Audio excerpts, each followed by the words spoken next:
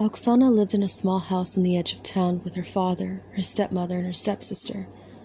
Oksana's stepmother disliked Oksana and favored her true daughter, Olena. Soon after her father's remarriage, Oksana found that all the housework fell to her while Olena idled her days away.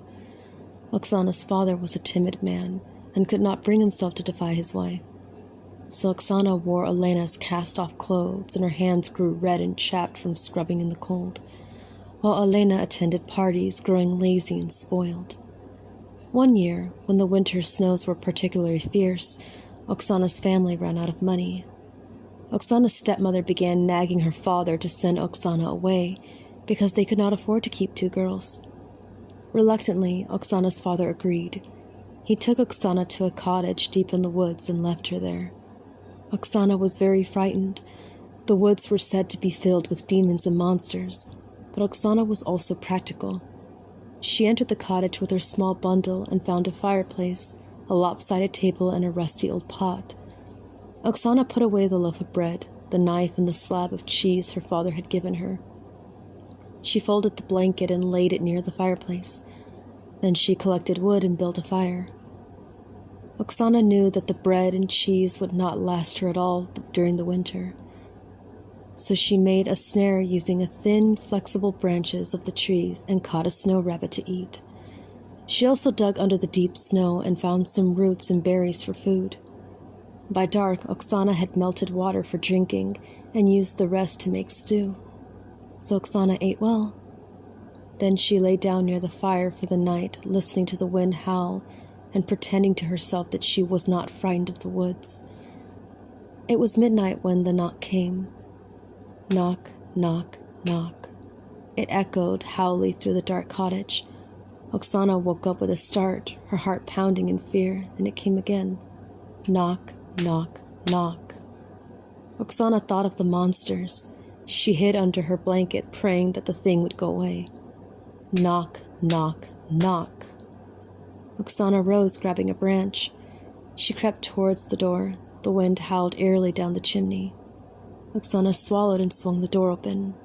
There was nothing there. Her heart pounded fiercely as she stared out to the snow whipping around in the light by her fire. Then she looked down. Oksana let out a shriek of terror and leaped back, dropping her stick. It was a demon, an evil spirit. It had no body.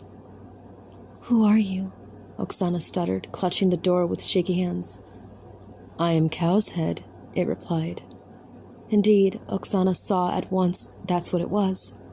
The head was brown, with curved horns and strange haunted eyes. "I am cold and hungry. May I sleep by your fire?" the Cow's Head asked. Its voice was cold and lifeless. Oksana gulped down her horror. "Of course," she said.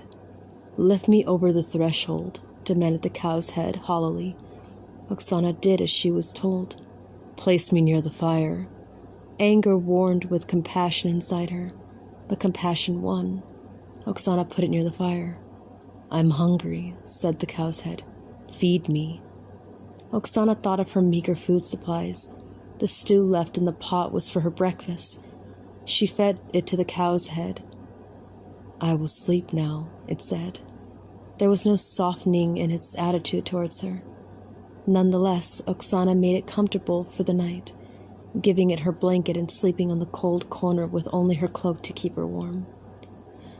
When she woke in the morning, Cow's Head was gone. Where it had slept was a large trunk, filled with the most beautiful gowns she had ever seen.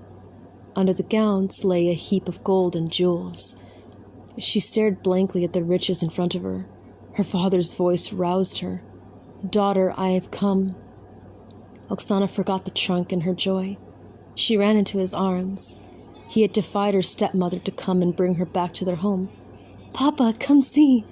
Oksana exclaimed as she pulled him into the cottage. Her words trembled over each other, and she explained. Her father took her home. She was honored in her town for her compassion, her bravery, and won scores of suitors. She married soon after her return from the cottage. Hearing Oksana's story and seeing the riches she had received, Olena went to the cottage in the forest and spent the night there.